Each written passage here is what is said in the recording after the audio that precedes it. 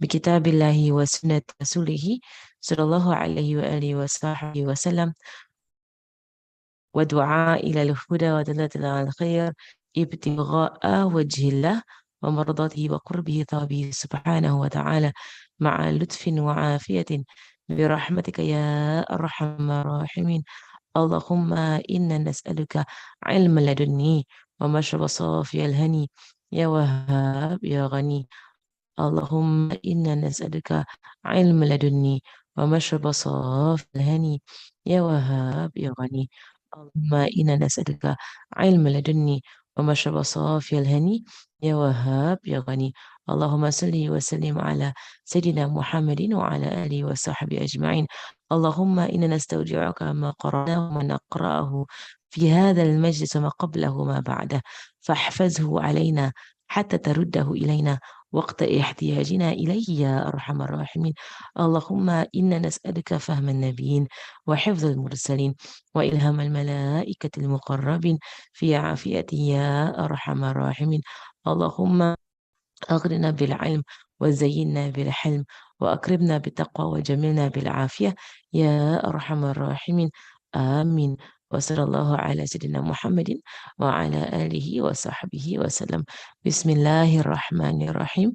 رب اشرح لي صدري ويسر لي أمري واحلل عقدة من لساني يفقه قولي وسدد لساني واهدي قلبي وافعل كذلك بأحبابي أبدا. وارزقنا كمال فتوح العارفين والفقه في الدين مع كمال الإخلاص والصدق واليقين والعافية والغنى والنصر والحفظ والنفع والانتفاع وخيرة الدارين وعلوم الأولين والآخرين. آمين.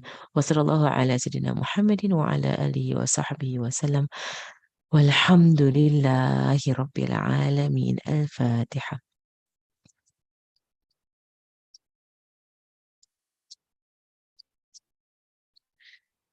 الحمد لله الحمد لله الحمد لله الحمد لله الحمد لله. Um, MashaAllah. We're continuing, MashaAllah, in our lessons on Sayyidah Khadija.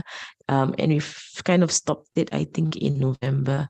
Right? So I skipped, I missed in the lessons. Alhamdulillah, we still had the Hadra going on, right? With Habib, I think Abdullah, um, and this week, this month online, mashallah. I mean, as long as we keep with our istiqamah with the Hadra of Sayyidah Khadija, and we remind ourselves of the way of Sayyidah Khadija through the month of through the months of the year, mashallah. And it's 2 months. It's been 2 months since I did the last class, right, which was in November.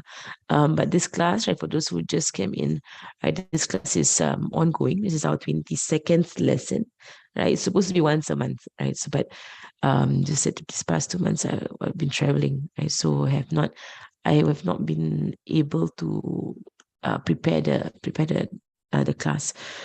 So Alhamdulillah, today we are continuing, inshallah. May Allah give us tawfiq, may Allah give us ability to study the way of Sayyidah Khadija radiyallahu anha wa radaha.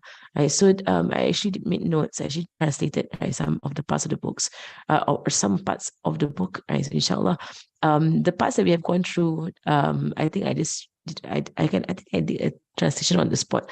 So I will do my own translation, right? I'll go back at it and translate it. So might as well, as we go along, that we translate the book. You might as well, right? Because then at least something comes out of the class that's tangible, that's physical, right? That it can be checked and then published and so on, that more people can benefit from, right? So mashallah, right? So we have come to the page. We've come to page, I think it's here, right, on the blessed marriage of Sayyidah Khadija. I've gone through her life as a monotheist, right, in Mecca, right, as a pure believer in Allah subhanahu wa ta'ala. We went through, so we reached the part whereby she was looking for the last prophet, right, to marry him, and we have reached that part, right? We went through the parts about her previous husbands and so Sayyidah Khadija from the Hunafa, she was from the upright Muslims who believe in the oneness of God, subhanahu wa ta'ala. Na'am, right? So here, right? So Zawaj al-Maymun, right? The blessed marriage. Let me just share my notes. So, mashallah. Okay, so you can see, right? So the story, just to recap, right? The story of where we got to, right? In the story of where we, of what we were doing, right, is that her friend. So what happened was that Sayyidah Khadija, just to recap, Sayyidah Khadija, this was before Islam, you know, that she was called a-tahira, mashallah, right? She was called a-tahira. A-tahira meaning the chaste, right? The pure, what it means, the pure, right? And she was called the pure because she kept herself chaste, right? And she, herself modest. She was already donning the hijab, right? She was already covering her aura even before Islam, right? She was very, very strict about her interactions with men, right? So Sayyidah Khadija, even though people would say, when we can say that Khadija was a businesswoman, she owned her own business. That is very true, right? That is very true. She was a CEO, she had her own business, she owned it, and she was the owner of the business, right? But she never left her house. Right, to do her business, she never left her house. She would do it from from her house, right? And people, she would employ people to do all the work for her, mashallah, right? So, and then she had, slaves. She would buy slaves, right? And these slaves are the ones who would come in onto her, right? And speak to her, and basically be her connection, right, with the workers, or men, who are employed under her, mashallah, right? So, and we know that, when someone owns a slave, right, the slave, there is a permissibility, right, of the slave entering onto the person, because they are slaves, the laws of slaves of slavery, right? So back in that day, in those days, right, they were slaves, right? So, mashallah, so mashallah, Sayyidah Khadija was someone who was dignified, right? She had dignity about her. She was someone who she would cover, right? She would she would carry herself in the most, more, subhanallah, right, to the point that even the woman of Mecca, right, what they used to do, right, the woman of Mecca, right, they used to, whenever Sayyidah Khadija was around, right, they would stop with their activities that they would do, that was not the most modest activities, right? So this woman of Mecca, right, they would have their dancing and their singing and their this and their that, in front of the men to be doing it, right? But when Sayyidah Khadija would come, they would stop it. Right, we will stop all these activities, right, out of respect, right, for this, woman of position, right? So, mashallah, right? So she had been learning, right, about Rasulullah sallallahu alaihi wasallam, right, from her uncle. It was from it is said that Warqa bin Nawfal, in some opinions it was her uncle, and some opinions they say it was her cousin, Allahu alam, right? But he was basically from her family, right? And she was learning from him. And through him, right, she learned the traits, the characteristics of the coming prophet, right? Mashallah. And we mentioned also a story about her seated, around the Kaaba with some of the women, and again, like these women, right, they would really, honor Sayyidah Khadija, right, and they kind of like behave themselves around her, right, because she's, mashallah, right? So there was a Jewish man, that came there was a Jewish man that came to the Kaaba, right, during that period, right? And then the Jewish man said, "Oh, woman of Mecca, right, the last prophet has been born, and if any of you here could be a bit for him, then be so." And the way the men spoke, it was very, in a sense, disrespectful to the woman.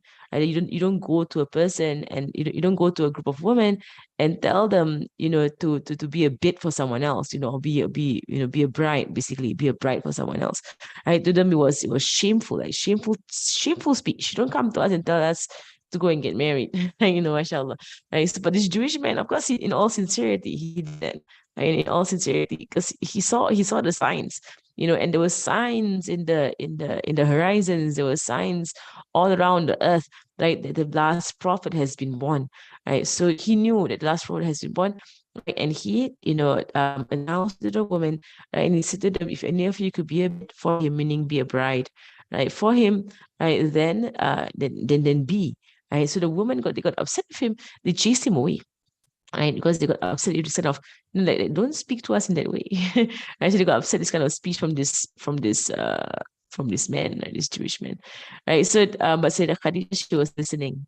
She was listening to the speech from this Jewish man, mashallah. Right. So what she did, right, was that so while they chased away, right, this Jewish man, right, the rest of and he got upset with him, right, that Sayyidah Khadija, right, she listened.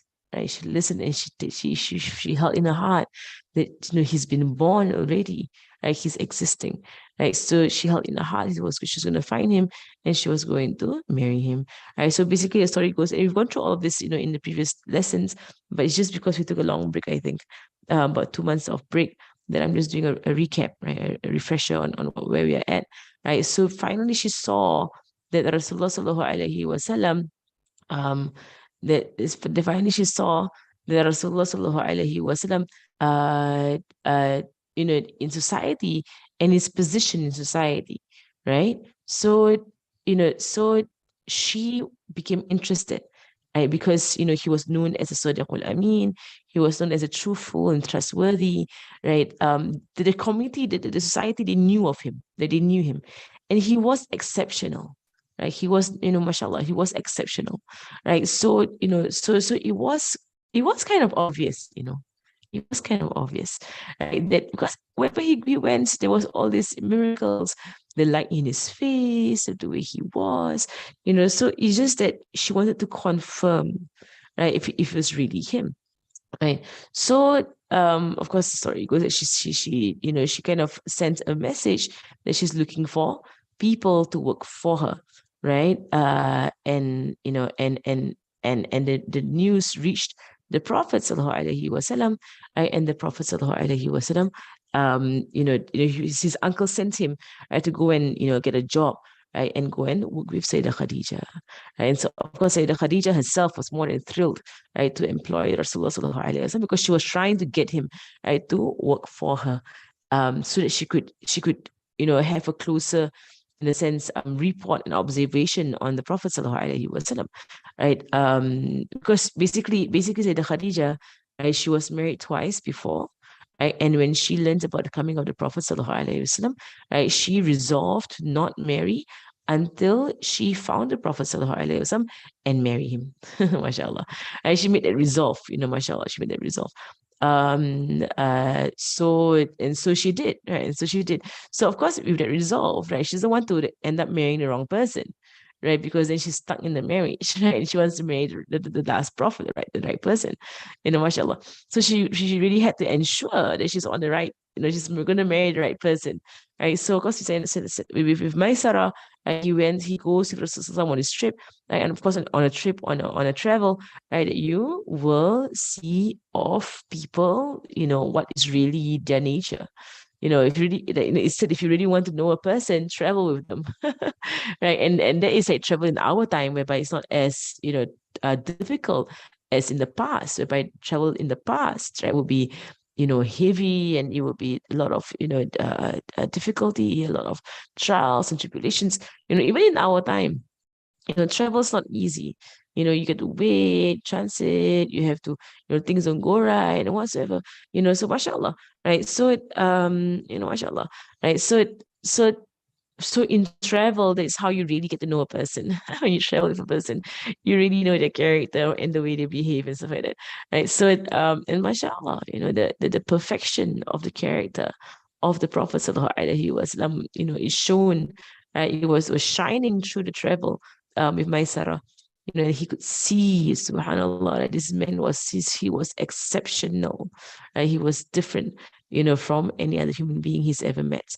And on top of that, there was the miracles that happened, right, of the cloud following him, of the trees, the tree trunks, leaning over, bending over the Prophet sallallahu alaihi wasallam, of the man and the rahib, and there was a worshipper, who saw Rasulullah resting under a tree, and the man said, no one rests under the tree except a prophet. No one rests under the tree except a prophet. So Maisara, he's watching all of this. He's taking notes, of all of this. He also was noticing that the land seemed to be, folding up beneath them, right? Because what would take a long time to cover in travel was taking a very short time, right? So Maisara is seeing all these things, mashallah. And then on top of that, right, with the trade that they were engaged in, right, the ribah, right, the profit was exceptional profit that came in the hands of Rasulullah sallallahu alaihi wasallam. Right, it was the hand of blessings, mashallah. Right, so he made his full report to Sayyidah Khadija, and then thereafter Sayyidah Khadija knew for sure, right, this has to be a prophet, right, sallallahu alaihi wasallam, right, and so now she was going to zoom in. Right, she's going to zoom in and going to try and get herself married to him. Mashallah, she's focused, she's focused.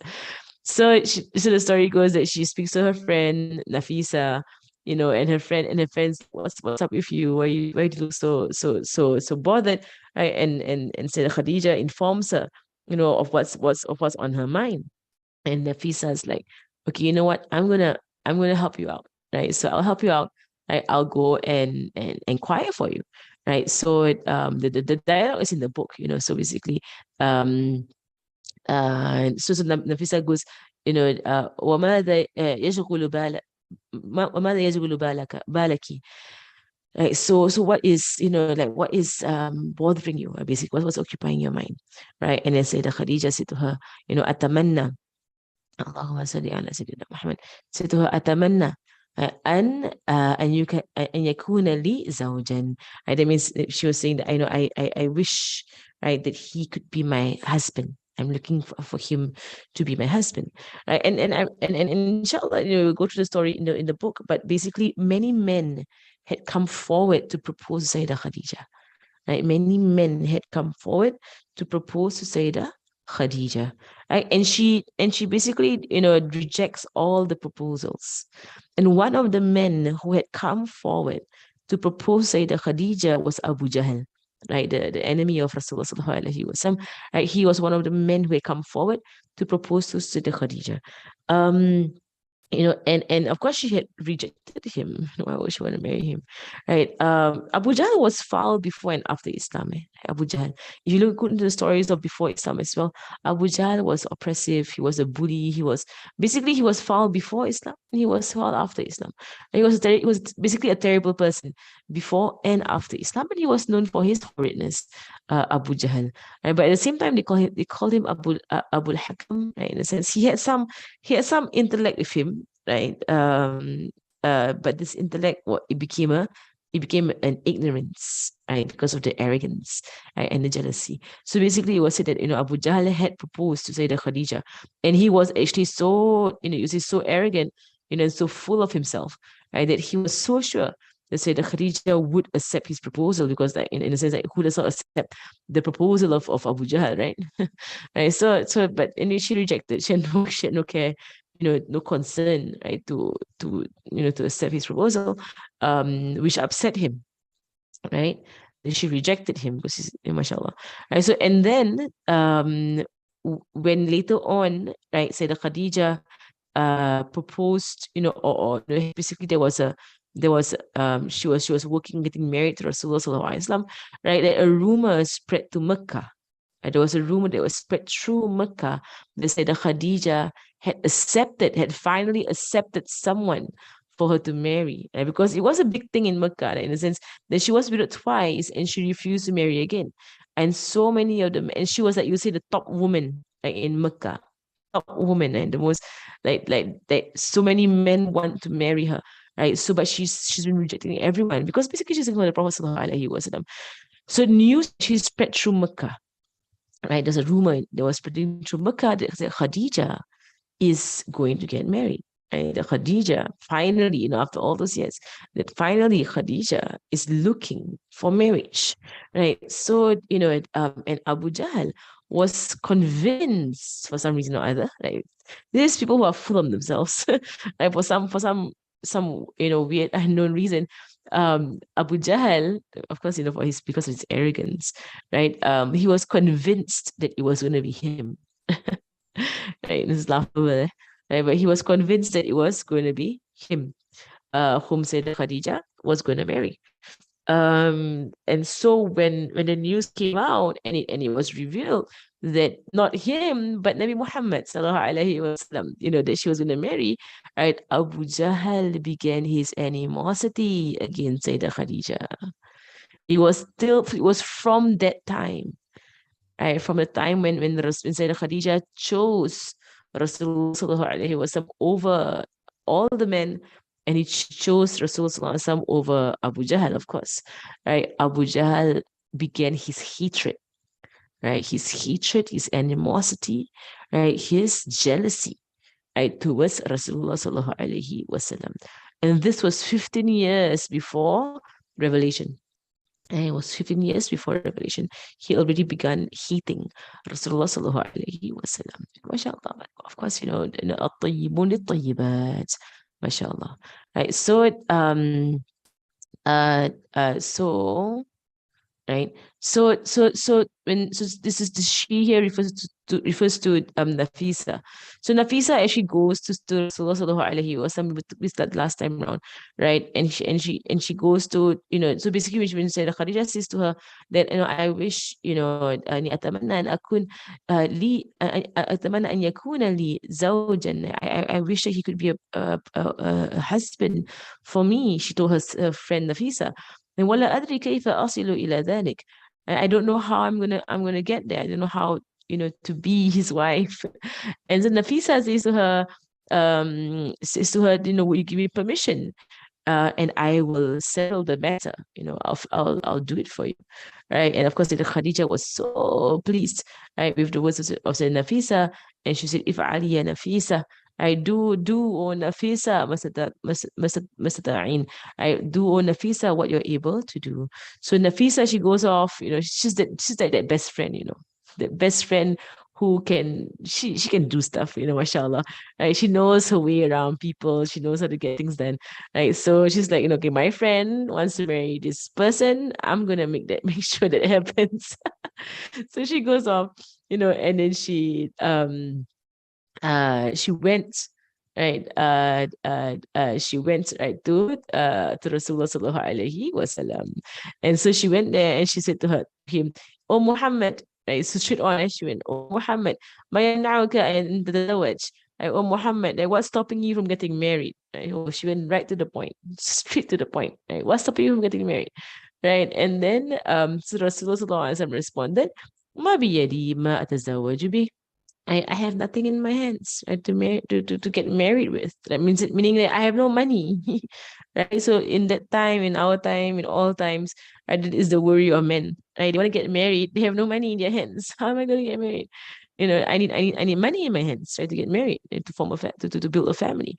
Right. And then uh and this is to Nafisa, she says to him, okay, what if you are sufficed from that, right? What if there's a way that you don't really need money, right? And that the perspective, right? The person, right? You don't need any money to marry her, right? And she is of beauty, and she is of wealth, and she is of lineage, and she is suitable for you, right? She's exactly suitable for you, right? Would you respond? Like, would you respond, positively, right? So basically, mashallah, that if the friend is testing the ground, right, testing the waters to see would there be a qabul, right? Would there be an acceptance, right? So the friend's doing it.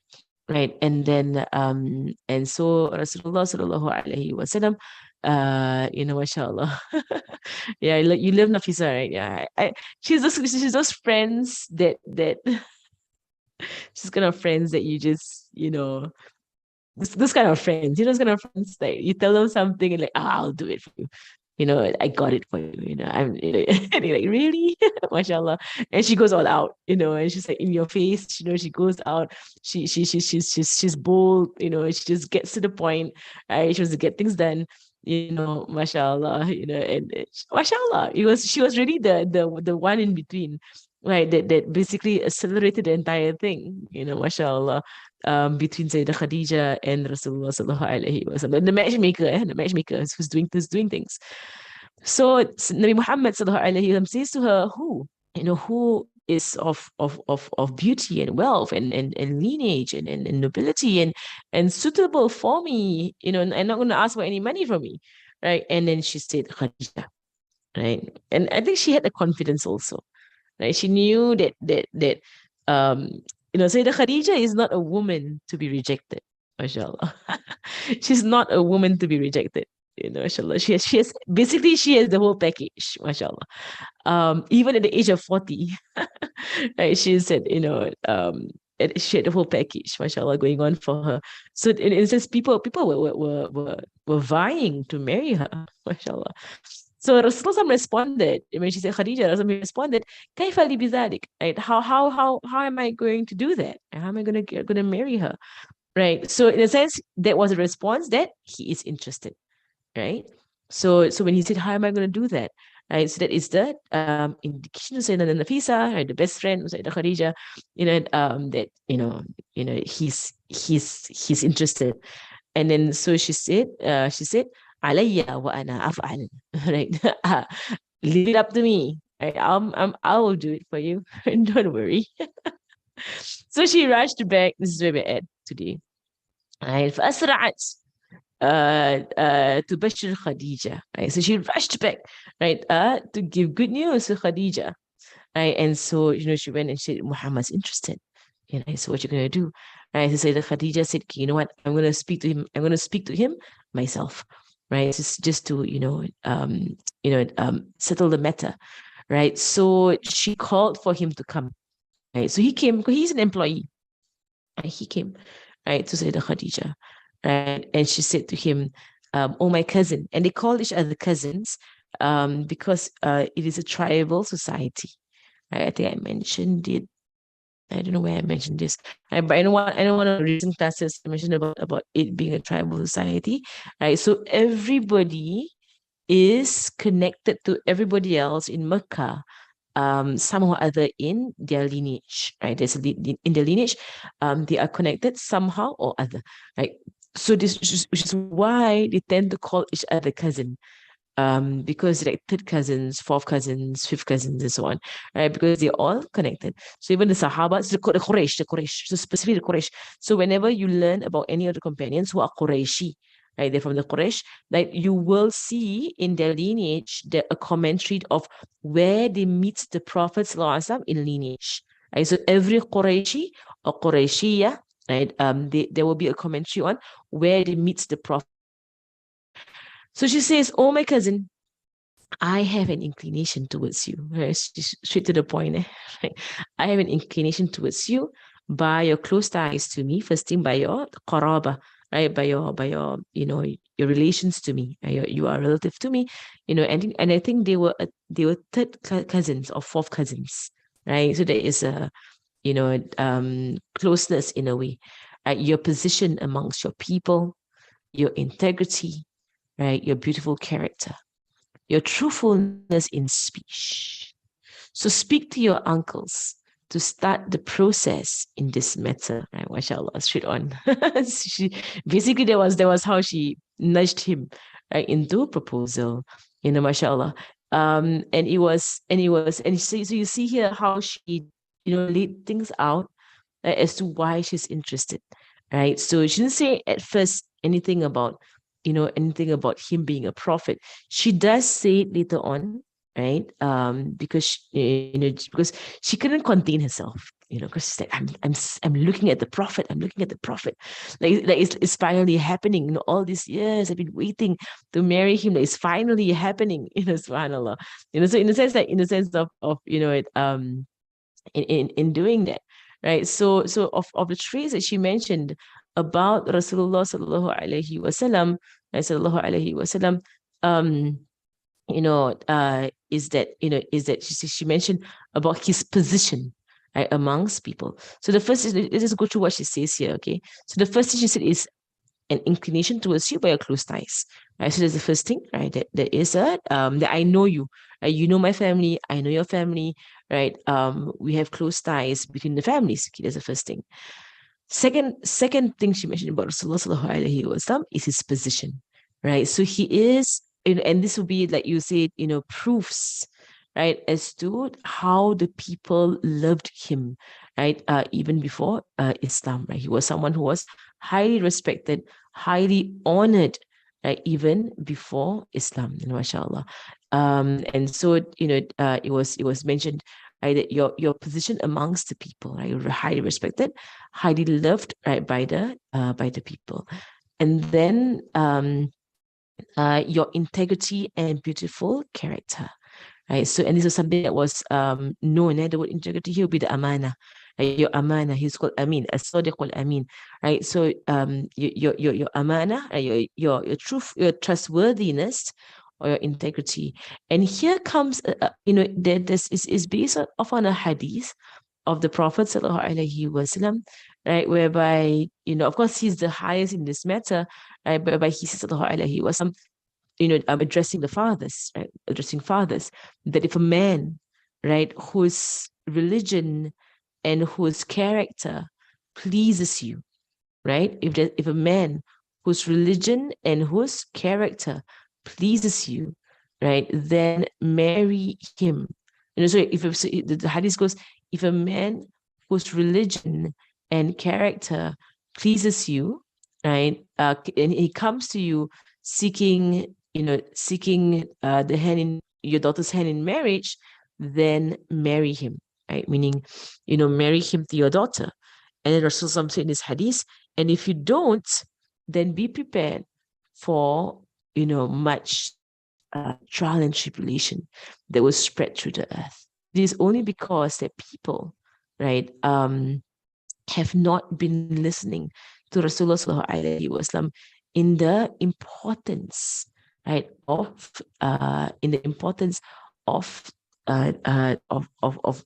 marrying your sons, right, marrying your daughters, right, to men of good character, right? So it's religion and character.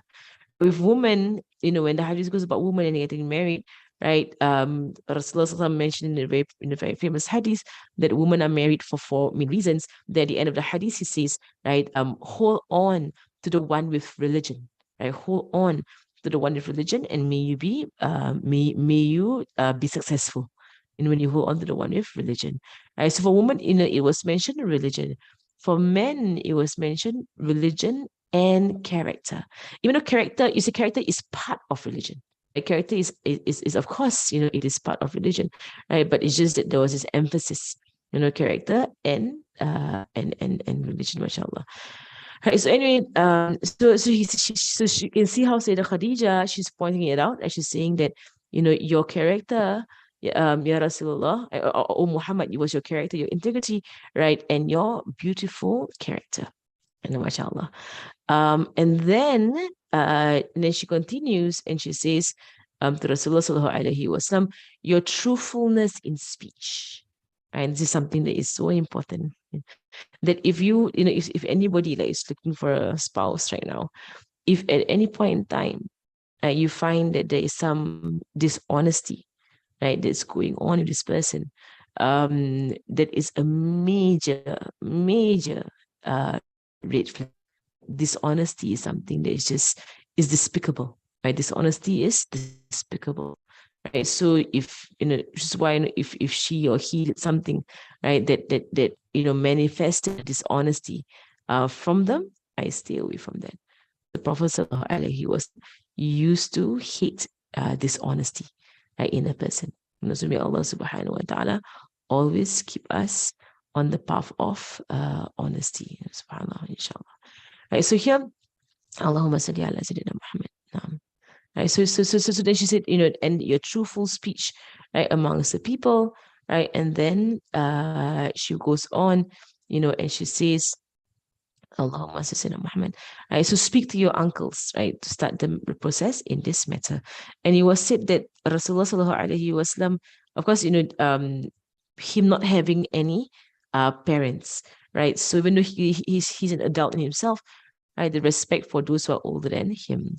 So it was narrated that Rasulullah sallallahu alaihi wasallam, the Prophet ﷺ, when Sayyidah Khadija sent for him, she called for him to come to her, right? He had sought permission from his uncle, right? So it was respect. He was 25 years old, a grown man, an adult in his own right, right? But his respect for his uncle Abu Talib, right, who was like a father to him. So so he asked for permission from Abu Talib to go and meet with Khadija. So Abu Talib gave him permission. And so all this, the respect. Right? He does not need permission. He's 25 years old. Right? He doesn't need permission from his uncle to go and see, like his boss, right, for example. I mean, this is the case, his boss. Right. But Abu Talib, but he did that, just to respect, and to honor his uncle. Something for us to learn from, mashallah, the akhlaq of Rasulullah sallallahu alaihi wasallam. So even though, as adults, right, you might not, need, to ask permission, right, from someone who's elderly, who's older than you, like a parent or an uncle or whosoever, right? But just to consult them, seek their opinion, right? Involve them in matters, right? That is a form of is a type of good character and a type of good akhlaq. So he gave him permission, right? And when Rasulullah left, Abu Talib was curious to know what's going on. Right? Why is Khadija interested, right, in speaking to Rasulullah sallallahu alaihi wasallam? So he sent after him a slave girl, right, by the name of Nabaa. And he said to her, look at what Khadija says, right? Report to me what Khadija says. So Abu Talib, he knew of this, right? So when she left is Nabaa, right, walking behind Rasulullah sallallahu alaihi wasallam, just to see what's going on, basically to spy, right, is to see what's going on. So when the Prophet sallallahu alaihi wasallam arrived and said to Khadija, she had him sit down, right, in front of him. And of course, you will not say all this is all before Islam, first and foremost. And there's no khalwa, and there's no like, them being alone together whatsoever, because Rasulullah sallallahu alaihi wasallam is protected from all of those things. So there is definitely, possibility of her slaves being around. Because Maisara could be there could be other people around, right? So, there's not you don't have, we don't have to assume it was in a seclusion, right? But it could be in open space, right? And then there was like, people around, like her slaves around. So she began speaking to him and said, may my mother and my father be sacrificed for you by Allah. I have never done this before. She has never approached a man to seek marriage from. Right? This is the first time that she is doing this, mashallah. And it is that a woman, for dignity and the dignity of a woman, that she does not, go forward, right, or be forward with a man. Right, it's from the dignity of a woman. Does not should not come and be forward with a man, right? And in fact, Sayyidah Khadija, technically, she was not so forward because she checked first. She had her friend check it out first. So when her friend checked it out and her friend, confirmed, okay, he's interested, right? So then she became more forward. But even then, she had him speak to his uncles, and his uncles came with the proposal, right? So in a sense, so when people say that she proposed, she initiated, you will see, she initiated, right? She kind of, nudged it and she kind of pushed it, right? But proposal still came from the men, right? It still came from the men's side, right? Because that is of dignity, right? But you can kind of like, nudge, you can, hint, you can, try and do something if you are interested in a particular person, right? You can. Right? But of course, proposal still comes from the side of the men, right? So it's inaccurate to say that she proposed. It's inaccurate, right? Because again, in the society itself, it was of the dignity of a woman, right, that she is proposed to, that she is sought, right? So she said this first. I have never done this before, and then she explains to him, and she says, "But I am hoping that you will be the prophet that will be sent." Right. So this was observed by Naba, right, the slave girl. And if you are indeed him, then please know my rights and my position, in a sense, as a wife, right? And pray for me to God, the one who will raise you as a prophet. Right. So she voices out her desire, right? That really this is my desire. I want to marry you, right? Because I think you're the last prophet. So she was outright, in a direct to him, I think you're the last prophet. She tells him, right? So he responded in the most beautiful way, mashallah, the most humble way. Rasulullah sallallahu wasallam. So he said, by Allah, if I am indeed him, and I don't know, he has no idea if it's him or not. This was 15 years before revelation. She said, if I am indeed him, then what you have done with me, in a sense, this entire initiative that you have taken in, that you have done, right, that I would never cause to waste. In a sense, I will remember this. Like, I will remember that you came forward. I'll remember that you initiated the entire marriage. I'll remember all of these things, right? And you have a position with me and the rights over me, as my wife. Right? But she said, but if it's not me, right, if it's other than me, I don't know. If it's not me, who's the last prophet, then the God, right, Al-Ilah, right, the God for whom you are doing this for, he will never wrong you. Right? Allah will give you, of whatever you intended. Mashallah, mashallah. How beautiful the response, mashallah. So he was like, and there was no, like, he himself, he was like, I don't know, but you know, if it really is, then I'll give you your rights. I will never waste it. I will never neglect you. Right? I will be the best, husband to you as a prophet, sallallahu alaihi wasallam. Right? But if not, then may Allah reward you, whatever your intentions were, mashallah. Right. So he went off, and he told his uncles what happened, or what transpired between them, in her interest. And so they had set a meeting a day for the nikah. So it was straight on. They go right into nikah. No wasting time. You're sure, khalas, go into the nikah and khalas, mashallah. Right. So she set a meeting with him, and he came with his uncles. Right. So amongst them were Abu Talib, Al-Abbas, and Sayyidina Hamza. MashaAllah. He had a lot of uncles, Sayyidina Nabi Muhammad sallallahu alaihi wasallam. But it was only these three that came, right? Two of them are known to come into Islam. And Al-Abbas and Al-Hamza were the only two uncles that came into Islam. Right. And then Abu Talib was known for his support for Rasulullah sallallahu alaihi wasallam. And we see Allahu alam about his state, at the point of his death. Right. So, it is interesting that none of his other uncles came. Like no one else was interested, right, to come for his, for his wedding. Right. But the main the uncles that really loved him, right, Al-Abbas, Hamza, and Abu Talib, who was placed by his father Abdul Muttalib, right, as a guardian over Rasulullah alaihi wasallam. And so Abu Talib, he saw all the signs. He saw all the signs. Right. That's why, Allah, we say Allahu Alam about Abu Talib and the affair of Abu Talib. Comment. So they proposed to her through her uncle, right, in the most correct opinion, right, because it is known that her father was killed in the Battle of the Fujjar. Prior to that, there was a battle. There was a famous battle that happened, before coming Rasulullah sallallahu alaihi wasallam, right, and right, and a lot of the people of the previous generation were killed in that battle. Her father was one of them, mashallah.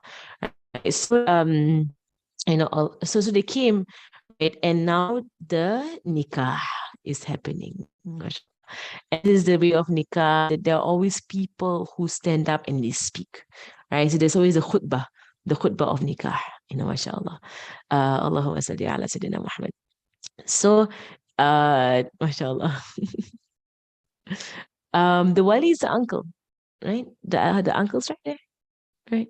She has an uncle, right? So her wali is the uncle, right? So Abu Talib stood and he began, and Waraqa bin Nawfal was also there. Right? Waraqa bin Nawfal himself had identified Rasulullah sallallahu alaihi wasallam to be the last prophet because he was the most knowledgeable. of the people in Mecca on the signs of the last prophet. So if Sayyidah Khadija, who learned from Waraqah bin Nawfal about the signs of the last prophet, if she could identify that it's him, it's Rasulullah sallallahu alaihi wasallam, it's Muhammad bin Abdullah, his last prophet, she could see it and identify it.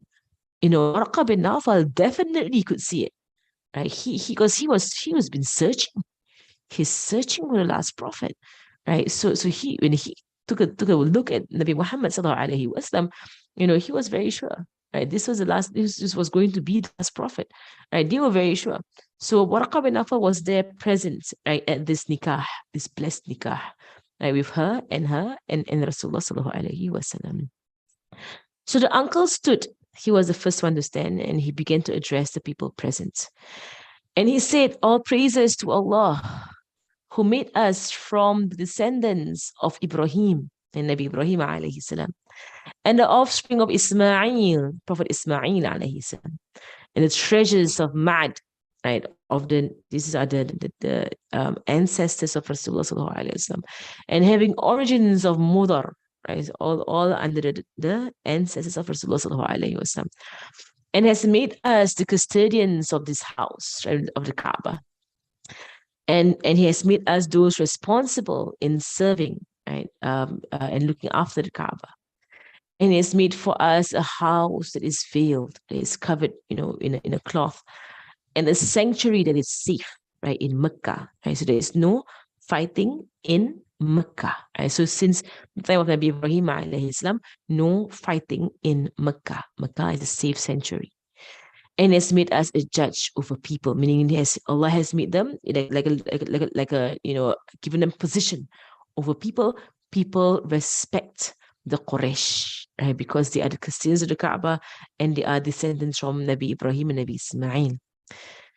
So then he says, so then, indeed, this nephew of mine, Muhammad bin Abdullah, he is not compared to any man, except that he would outweigh that person. It means he would surpass that person. Use the word surpass better. Right? He would surpass, right, that person in nobility and intellect and virtue and sharpness. The position of Rasulullah sallallahu alaihi wasallam. Then he says, even though his wealth is little, he was poor. For indeed, wealth is a shadow that fades. It goes away, right?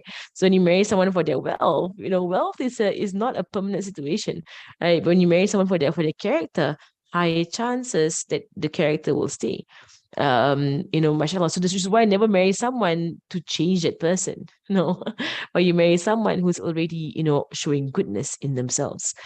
Wealth is a shadow that fades and a matter that is variable, and a trust that can be retrieved, right? So, the matter of wealth should not be the reason why someone is chosen. Unfortunately, it has become the reason why people choose someone to marry. They ask for job, they ask for wealth, they even ask for savings. How much savings you have, what's your CPF and whatsoever. La hawla wa la quwwata illa billah. Like Rasulullah sallallahu alaihi wasallam was saying, Fatima Zahra, of the many companions that came forward, and they were all righteous people, right? Sayyidina Abu Bakr, Sayyidina Umar, Sayyidina Abdul Rahman bin Auf, and they were all righteous, Sahaba companions and rich companions. He read Sayyidina Fatima Zahra to Sayyidina Ali, who was of the poorest of the companions, right? Who used to earn his money doing odd jobs. Mashallah. There was Sayyidina Ali. He was an odd job man. Like, he would just go out one day, collect some firewood, sell it, get some money home. Next day he goes out, help someone draw water from the well, get some money, go home. And he said every day he does some odd job and he just gets something from it. Right? As opposed to, let's say, Uthman, big businessmen, Abu Bakr, businessmen, mashallah. And they were all righteous people. But you see Rasulullah sallallahu alaihi wasallam, mashallah, and how he chose. So and that he, by Allah, even after all that has been said, right, and of his greatness, of his nobility and intellect and virtue and sharpness, right, has a great matter about him. Right? Naba'un azim. Right? It is a great, Naba is like a big news, right? So this is there's this big thing about him, like a great future, like a great destiny about him, and a magnificent path, right, that will come from him. Right. So Abu Talib knew, right? They knew, right? There's something great, right, about the man Muhammad sallallahu alaihi wasallam.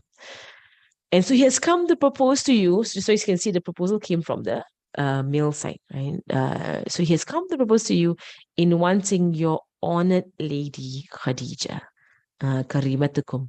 Right? So karimatukum, there's the way they will speak about women. It's something that I love about the way the Arabs speak. Like, in Tarim, right? When, for women who are married, right, they'll call you Hurma. Hurma, Hurma. Right? And you say Harim, Al Harim. Right. So from the Hurma, which means respected, respected ones. Right. So that's how they say woman. They don't say mar'ah. They don't say mar'ah, or nisa. No. They say Harim, Harim. Or they say Al Hurma, right, which means respected person. Right. And there was once during Habib Omar's Maulid, Darul Muslim Maulid, and my brother spoke, right? My younger brother, he spoke during the Maulid at some time back, right? And he spoke about, an instance in his life, right, whereby he was traveling, he was going from Singapore, he was going to the UK to catch, I think it was a World Cup or something. I don't know, not World Cup. I think it was some Premier League or whatever, something, of the foot or soccer. It was soccer, it was football. And so he went from Singapore, went to go to the UK to catch some football.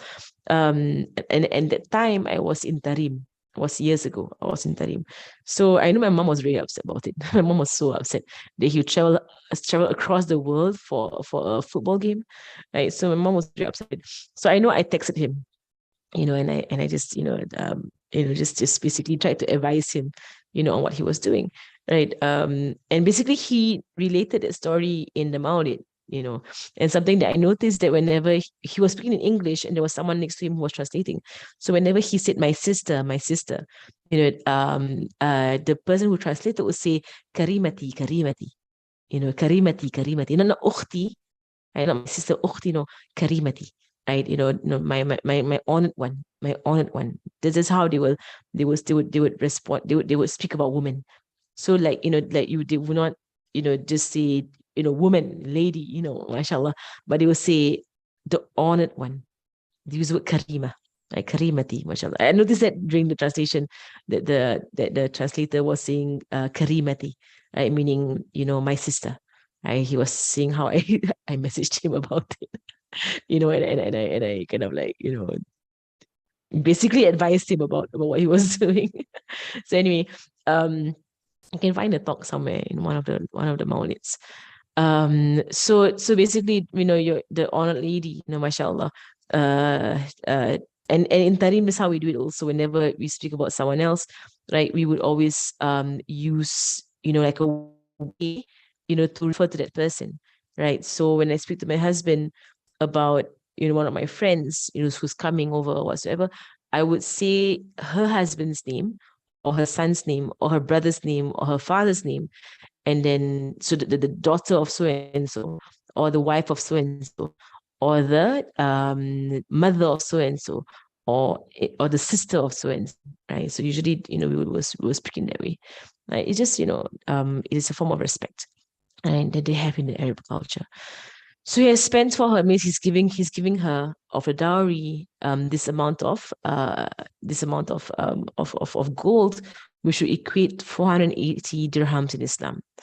So then Waraqah bin Nawfal, okay, I have 5 more minutes. At 4 a.m. exactly, the internet cuts off. So you will find my voice disappear. Right, and it will not come on until 4:20. So don't wait for me, right? But I think you can carry on the dua, and then you can conclude the session. Right. So if I cut off at 4 a.m. exactly, you know what happened. So don't wait around for me. Mashallah. But I'll finish it up, inshallah. So all predecessors, Waraqah bin Nawfal then stood. And the thing about it is that Waraqah bin Nawfal, and the thing is that, Waraqah bin Nawfal, he stood mainly because he was the scholar in the family. And there's something that happens, when you have a gathering. So when there are elderly there, there's the uncle there and so on, right? The scholar is pushed forward, and the scholar. So the scholar speaks, right? So Warqa bin Nawfal, because he's known for his scholarship, right, stood to answer Abu Talib. And he said, all praises to Allah subhanahu wa ta'ala, who made us as you have mentioned, right? So whatever, Abu Talib has mentioned about their position in society, and favored on us on what you have enumerated, and all what you have mentioned about the Kaaba and so on. And we are the leaders of the Arabs and their guides. And you all are the very people who do so. It means you are the leaders, in society, the Bani Hashim, right? Oh, Bani Hashim, the family of Rasulullah, right? You are the leaders amongst the people for generations on end.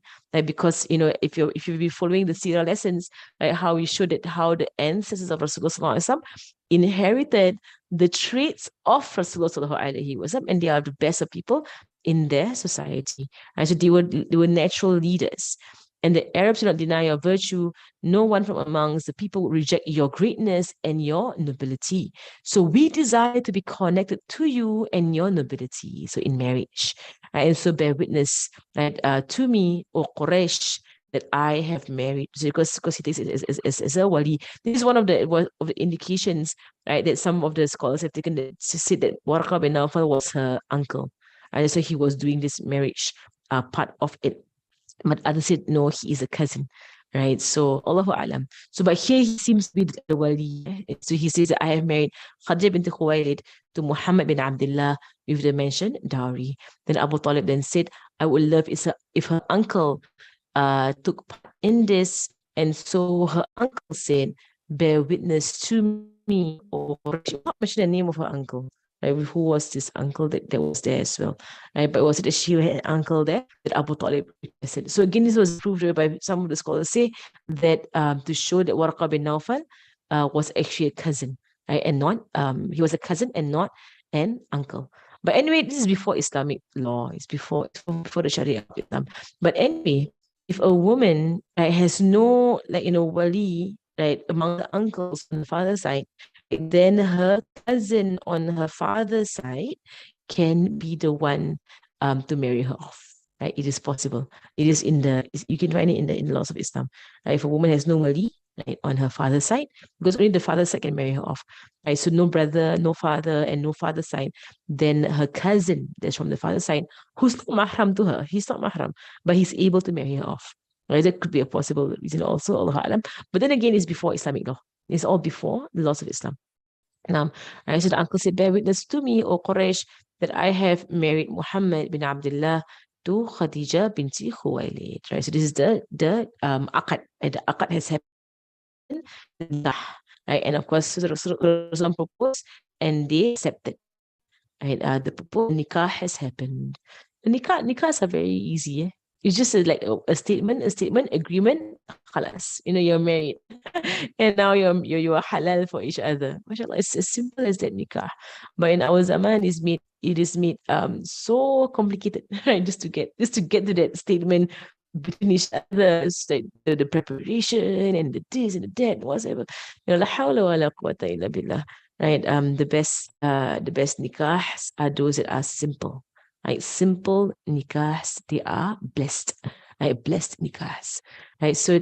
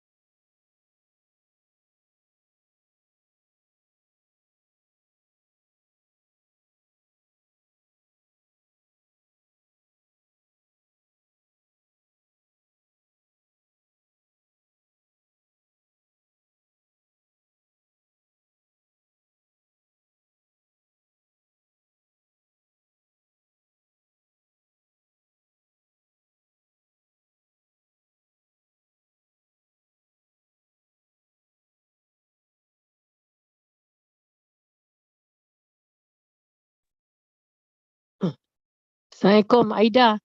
You take over lah, Aida, because you from Madinah. Banyak barakah, okay?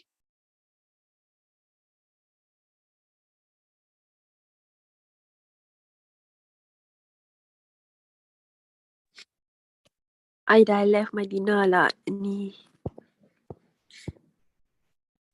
Tak apalah, you baru balik pun barakah lah.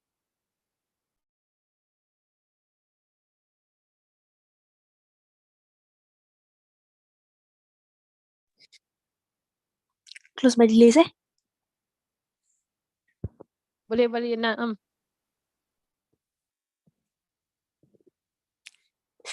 Al-Fatihah.